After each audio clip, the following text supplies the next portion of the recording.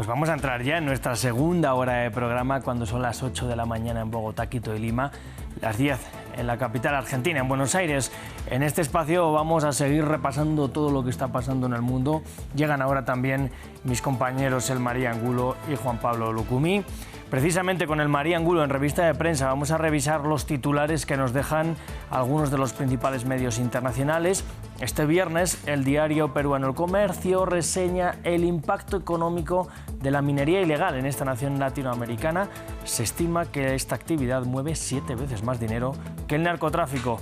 Esto, como digo, con mi compañera María en unos minutos. Vamos a hablar también de economía más tarde, porque la Franja de Gaza, allí mientras el sistema económico del enclave está destruido, así como su infraestructura, los palestinos buscaban formas para recuperar el poco dinero efectivo que necesitan para comprar alimentos y medicinas de los escasos comercios que aún quedan en pie. Una realidad financiera de guerra que vamos a revisar, como decía, también con Juan Pablo Lucumí, pero vamos primero con el informativo. En el Kurdistán iraquí, en torno a 40 milicianos del PKK han escenificado una quema de armas como parte del proceso de paz con el gobierno de Recep Tayyip Erdogan. El Partido de los Trabajadores del Kurdistán lucha en armas desde 1984 contra Turquía. Y la cifra de asesinados cerca de puntos de distribución de ayuda humanitaria en Gaza sigue en aumento. La Oficina de Derechos Humanos de la ONU los cifró en 798 hasta el 7 de julio, en un nuevo reporte anunciado este viernes. Y en el marco de la cumbre de la Asociación de Países del Sudeste Asiático, la ASEAN, el jefe de la diplomacia estadounidense, Marco Rubio, ha anunciado también un posible encuentro entre Donald Trump y Xi Jinping. Esto tras considerar como constructiva la reunión con su homólogo chino. Comenzamos.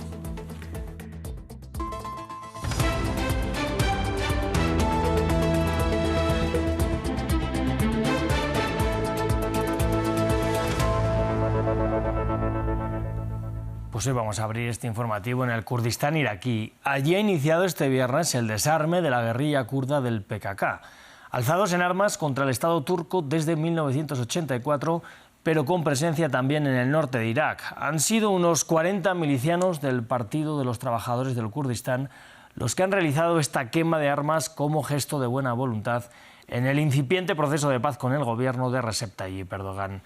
Nuestro corresponsal en Turquía, Adrián Rocha, nos ampliaba anteriormente sobre lo que hemos visto hoy.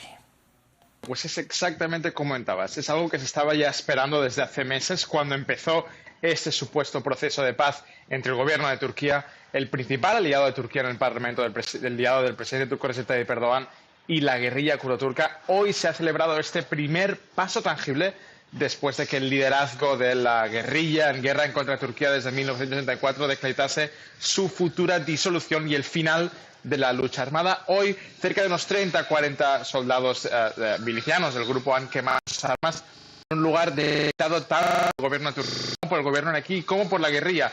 Se espera que esto ocurra también en las próximas semanas y días, que haya más quemas a medida de que vaya avanzando los pasos para, según dice la guerrilla, mostrar la buena voluntad de las dos partes. De hecho, se espera ahora mismo una respuesta por parte de Turquía. Aún no ha llegado. Oficialmente Turquía no ha dicho nada, a pesar de que extraoficialmente funcionarios turcos celebran esta quema de armas. Sin embargo, mañana se espera que el presidente turco Recep Tayyip Erdogan haga lo que él mismo ha descrito como un discurso histórico, en el que probablemente celebre el final de este capítulo de casi 5 décadas de guerra entre Turquía y la guerrilla del Partido de los Trabajadores del Kurdistán, y explique, según rumorea la prensa afín al gobierno de Erdogan, que el presidente turco explique cuáles van a ser los próximos pasos del gobierno, y si probablemente, como se espera que pueda ocurrir, se permita que algunos de los milicianos de los bajos rangos dentro de la guerrilla puedan volver a Turquía después de décadas en lucha en contra de Turquía, tanto también en Turquía, por supuesto, como comentabais, sino también en el norte de Irak y en el norte de Siria.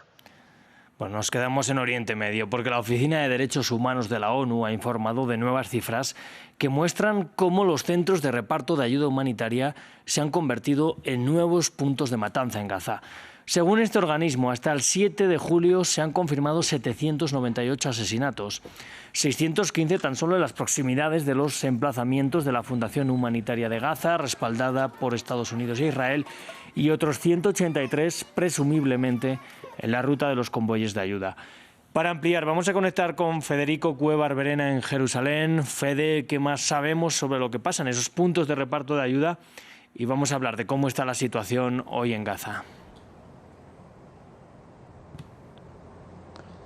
Sí, esta actualización presentada por la Oficina de Derechos Humanos de la ONU lo que viene a hacer es un poco concentrar o ratificar lo que se viene reportando casi a diario desde Gaza, tanto por fuentes palestinas de salud como por testigos de estas matanzas que ocurren en la cercanía de los centros de distribución de la Fundación Humanitaria de Gaza, respaldada por Estados Unidos e Israel, y también en las rutas por las que pasan los convoys, esto en menor medida, pero las rutas en las que pasan los convoys que son gestionados por la ONU y que muchas veces transitan por estas rutas inseguras y sin estar a salvo de ataques o de saqueos.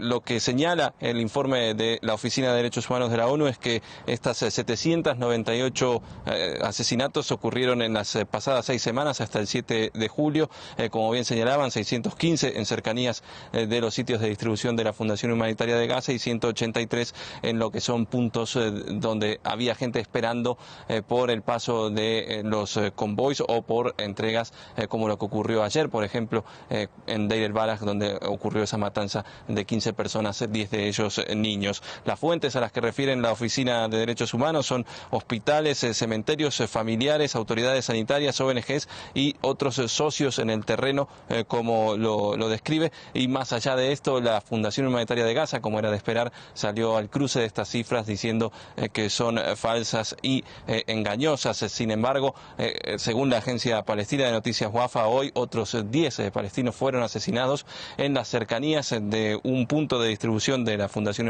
Humanitaria de Gaza en el noroeste de Rafah.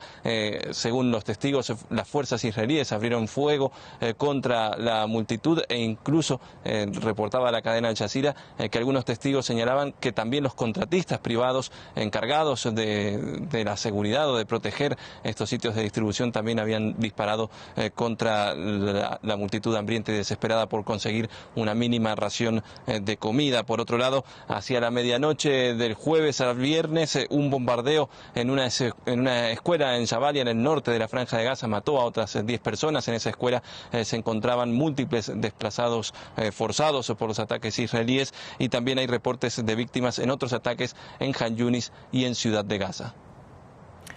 Bueno, Fede, por otro lado, habló ayer Netanyahu sobre una posible tregua de 60 días. Vamos a ver en qué punto van las negociaciones por ahora. Sí, el primer ministro israelí ya aterrizó, por ejemplo, de regreso a Israel, y ha vuelto sin cerrar ese acuerdo temporal que está sobre la mesa de 60 días de tregua y que vería también el intercambio de la mitad de los rehenes vivos y muertos que todavía están en manos de Hamás a cambio de un número por determinar de prisioneros palestinos, y también el incremento de la entrada de ayuda humanitaria. Lo que dijo Netanyahu, por un lado, en un video publicado en sus redes sociales, es que en los 60 días de tregua se encararían negociaciones, dijo él, para poner fin a la invasión israelí, pero dijo que no van a ceder en la demanda de que Hamás deponga las armas y no tenga ya capacidades ni militares ni de gobierno en la Franja de Gaza, y que si eso no ocurre por la diplomacia, lo harán nuevamente por la fuerza, es decir, retomando los ataques después de esos 60 días de tregua temporal. También en una entrevista con el medio estadounidense Newsmax dijo que el acuerdo podría completarse en unos días, pero reiteró también esta posición. Es un tono desafiante que choca, por ejemplo, con lo que ha reportado el medio local de Times of Israel, que señala que el gobierno de Estados Unidos le ha garantizado a los mediadores que no va a permitir que Israel reanude sus ataques si accede a esos 60 días de tregua temporal, más allá de que esto no esté explícito en el acuerdo que está siendo debatido en Doha por las delegaciones de Hamás e Israel de manera indirecta. Pues Fede, una vez más, muchas gracias por este reporte desde Jerusalén.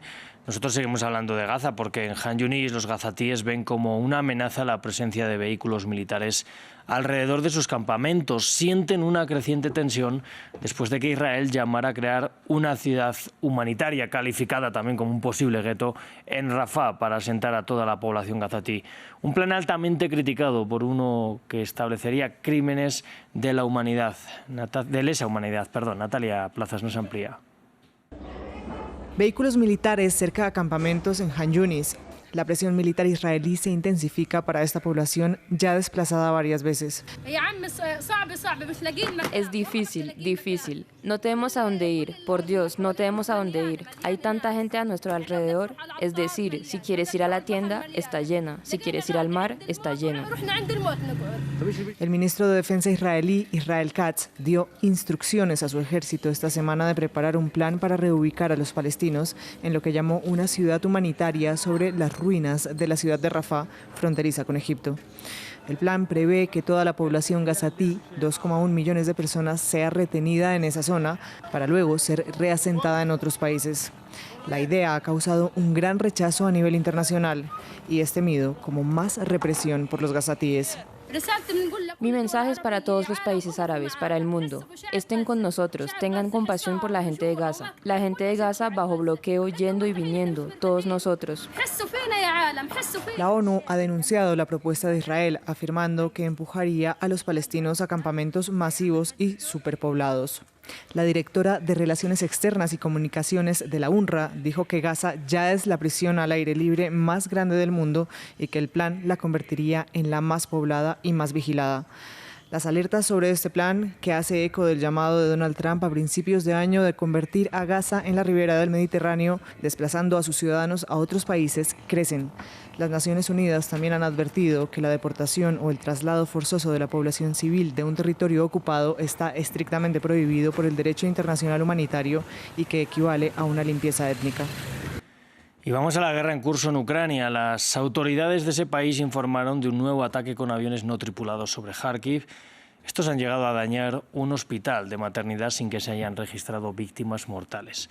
Al tiempo, el gobernador de la región rusa de Kursk informó de la muerte de 3 personas a consecuencia de un ataque ucraniano sobre la playa de la capital de la región. Hay otras 7 personas heridas, 5 de ellas en estado grave. Nos despertamos y escuchamos un silbido muy fuerte. Mi esposo y yo nos levantamos y corrimos hacia nuestro pequeño. Y en ese momento hubo un golpe y las ventanas se rompieron. Gracias a Dios estamos vivos e ilesos. Agarramos a nuestro hijo y corrimos al sótano.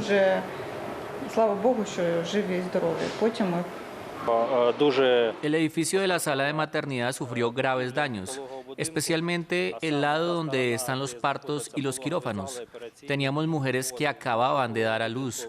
También había mujeres que se recuperaban de una cirugía en la sala de maternidad. Y en el marco de la ASEAN hay nuevos anuncios del jefe de la diplomacia estadounidense, Marco Rubio. Este viernes ha indicado que la reunión con su homólogo chino, Wang Yi, fue muy constructiva. Aseguró además que es muy probable que llegue a haber una reunión entre Donald Trump y Xi Jinping sin dar más detalles de una posible fecha. Las probabilidades de un encuentro entre Trump y Xi Jinping son altas. Creo que ambas partes quieren que suceda. Obviamente tenemos que crear la atmósfera adecuada para que no sea solo una visita, sino que tenga algunas conclusiones concretas. Pero hay un fuerte deseo de ambas partes de hacerlo. El presidente Trump quiere hacerlo. El presidente Xi lo dijo públicamente. No tengo una fecha, pero creo que va a llegar. Esto sucederá. Y vamos a la Unión Europea. Allí sigue creciendo la población por 4º año consecutivo, según la Oficina Europea de Estadística, el Eurostat. En 2024 la población de la UE ascendió hasta los 405,4 millones de personas. Es un aumento de más de 1 millón de personas en un año debido en gran medida a los movimientos migratorios hacia el bloque del viejo continente. Allí Alemania sigue siendo el país más poblado, 83,6 millones de personas.